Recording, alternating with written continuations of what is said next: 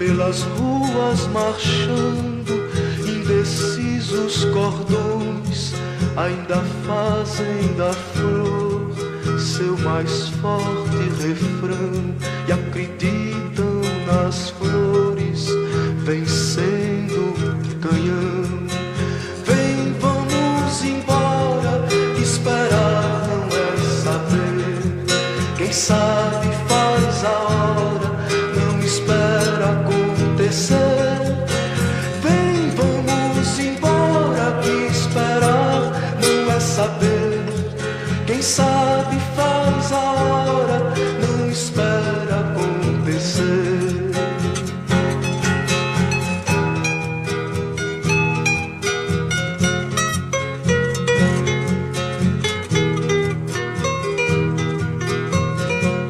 Há soldados armados, amados ou não, quase todos perdidos, de armas na mão.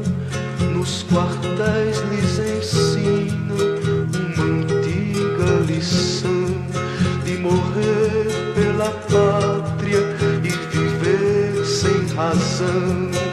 Vem, vamos embora, que esperar não é saber. Quem sabe faz a hora, não espera acontecer. Vem, vamos embora, que esperar não é saber. Quem sabe faz a hora, não espera acontecer.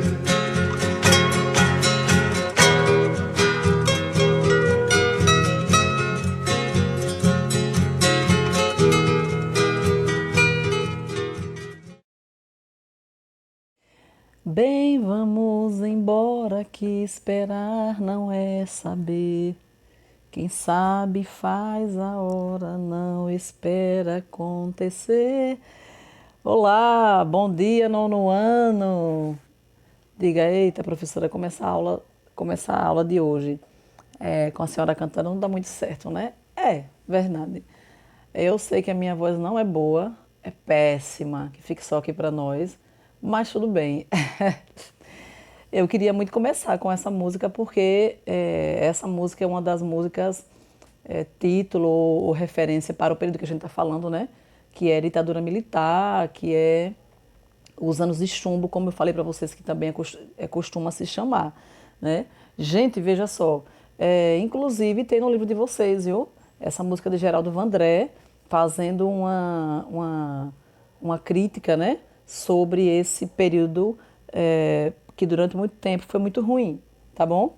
Não que os militares sejam ruins, né? Mas por muitas decisões erradas, né? Que foram feitas aí, não ficou legal. Mas enfim, vamos lá. Só recapitular. Primeiro a gente falou sobre ditadura militar. Falei aqui, né? Acabei de falar agora, que é o que a gente está falando, capítulo 10. 10, né? Botei 5, são 10, capítulo 10. Também conhecido como anos de chumbo, certo?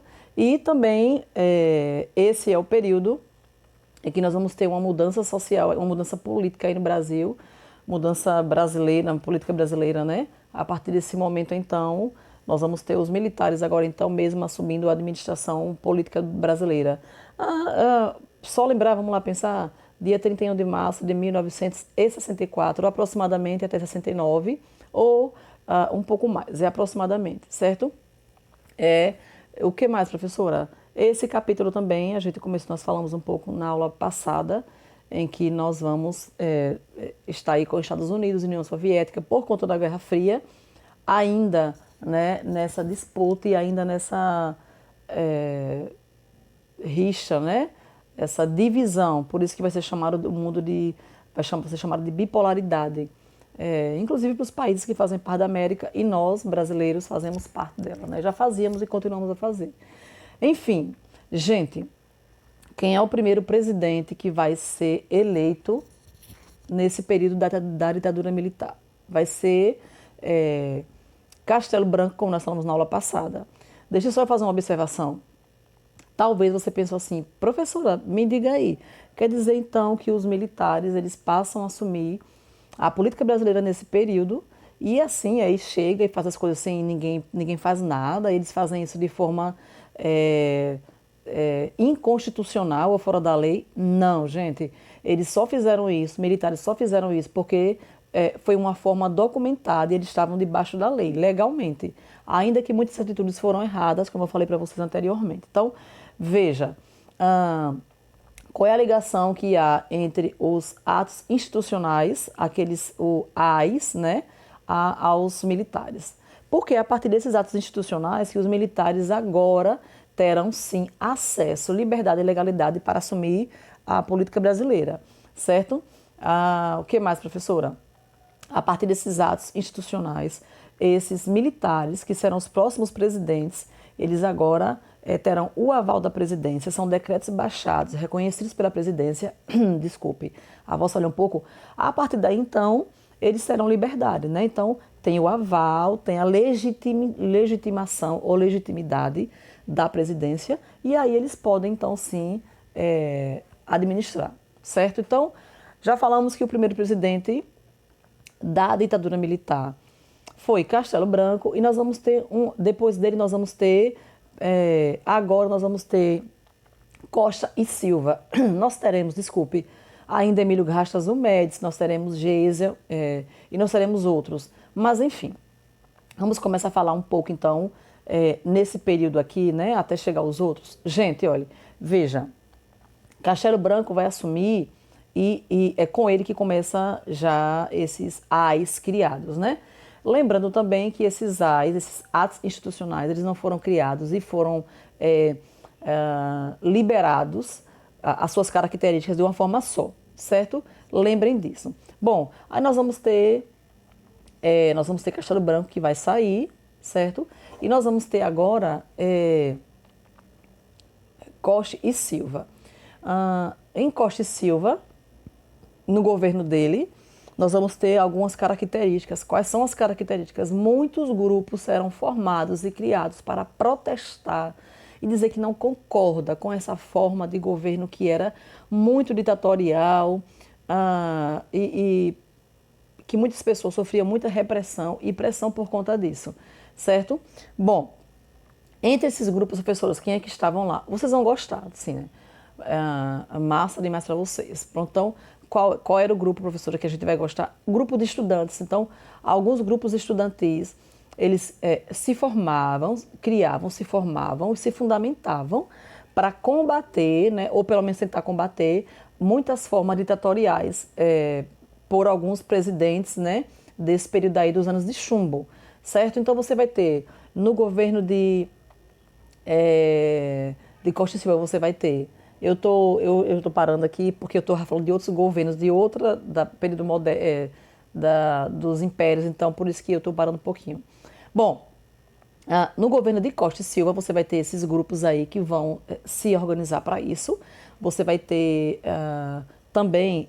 deixa eu falar a página que eu não disse para vocês, acabei não dizendo, né? Então, você vai encontrar isso, sabe aonde? Você vai encontrar na página 164, 165, esses grupos que foram formados. O grupo estudantil que eu falei para vocês, inclusive nós teremos um assassinato, né, de um desses estudantes. Você tem ali na página 165, por exemplo, o estudante chamado José Disseu, que era um líder estudantil. Ele vai discursar exatamente sobre essa questão aí da morte desse outro estudante, né? E então nós temos esse grupo formado, o grupo estudantil. Você vai ter uma passeata dos 100 mil. A passeata realmente é contra isso, certo, gente? Deixa eu falar só para falar para vocês. Nesse sentido aqui, o governo ele não dispensou ninguém para que fosse punir esses estudantes, né? Ou esses grupos, mas a própria polícia, que ela tinha essa liberdade para fazer isso, ela pesquisava, ela investigava quem eram os líderes, como é que se organizava, e ela ia lá e punia, certo? É bom que se fale isso hoje, tá? O que mais, professora? Então, vocês terão esses grupos formados que eu falei, estudantis, terá essa morte desse estudante, deixa eu falar só o nome dele de novo, José Disseu é o líder estudantil, mas você vai ter José Guimarães, que vai ser morto lá com a polícia militar, tá bom? Que mais, professora? Sim, gente, nós vamos ter guerrilheiros nesse período, né? Dizendo que não concorda mesmo, a gente não concorda, né? Um desses guerrilheiros vai ser a nossa ex-presidenta, chamada de Dilma Rousseff. Lembra de Dilma? Pronto, Dilma Rousseff, gente, ela fez parte de toda essa resistência à ditadura militar. Vocês vão encontrar isso na página 166, certo? Bom, deixa eu falar com vocês uma coisa. Nós temos esses atos institucionais. Deixa eu dizer para você que o ato institucional, o último, que foi o AI-5, ele foi eu diria que foi o pior. Por quê? Porque nesse ato institucional, o AI-5, por conta de todos esses grupos formados, fundamentados, esses grupos que iam às ruas mesmo de verdade para contestar e dizer que não concordavam, e levava outras pessoas e outros grupos a pensarem sobre isso, por conta de tudo isso, houve esse ato institucional colocado agora em prática, né? Você vai ter, na página 165, você vai ter o seguinte, olha, no dia 13 de dezembro de 68, o mais terrível ato foi criado, ou ele foi mesmo agora colocado em prática. Por quê, professora? O que ele tinha de tão macabro aí, né? O que ele tinha de ruim? Porque, a partir de então agora, qualquer prisioneiro, prisioneiro político, por questões políticas que fossem acusados, por exemplo, de estar contra a política daquele período, né? O modelo político, as ideias políticas, todo prisioneiro que fosse assim levado, o que era que acontecia com ele? Isso aqui está atrapalhando. O que acontecia? Ele era levado preso sem que houvesse, por exemplo, audiência, sem que houvesse, por exemplo, defesa para ele. Ele era preso, ele era preso naquela hora pelos policiais, era levado preso, ficava preso e ele não tinha defesa até um certo tempo, certo? Não tinha, por exemplo, hoje vai ter audiência para saber se fulano de tal ele vai ser inocentado ou não. Não era. Não era assim. E outra coisa, não tinha habeas corpus. Habeas corpus você sabe que é quando alguém é preso e aí tem que fazer o habeas corpus para saber como é que ele está, né? O estado físico dele e também a gente parte um pouco para o psicológico também. Principalmente a questão física, ver se sofreu, como é que ele está antes, né, de ser preso e como é que ele está a partir do momento que vai ser preso. Então, muitas pessoas, elas eram agredidas fisicamente, além da questão da agressão verbal, e isso ficava no psicológico, tinha agressão física. E ninguém se fazia nada, não tinha nada para se fazer, né? Para provar que aconteceu isso, eles eram presos automaticamente e ficava por isso mesmo. Então, por que é terrível esse AI-5? Porque ele reprimia toda e qualquer liberdade de expressão, certo? Essa pessoa era presa, ela não tinha como se defender, não tinha que falar que estava ali para defender aquilo que ele estava errado. Era levada presa e acabou essa história. E muitas pessoas foram perseguidas e foram punidas e mortas por conta disso. Então, esse ato aí, a polícia tinha uma liberdade aí total sobre essa pessoa que era prisioneira, ainda que ela estivesse inocente, gente. Então, era algo que se acontecia de forma injusta, você não tinha como comprovar que a pessoa foi presa de forma injusta. Hoje você tem, por exemplo, toda essa questão, você tem audiências, ainda que muitas pessoas estão presas inocentemente, mas um dia acontece outras audiências, a pessoa é liberada. E não era isso que acontecia.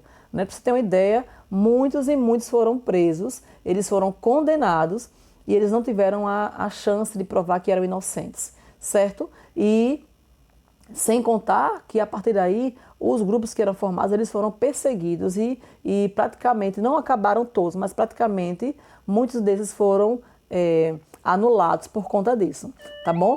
Então, olha, veja só, lembrem que estamos falando de anos de chumbo, lembre que estamos falando agora do novo presidente militar, que é Costa e Silva, assumindo então o lugar que ficou vazio por Castelo Branco. Após ele, nós vamos ter Emílio Garrastazu Médici, certo?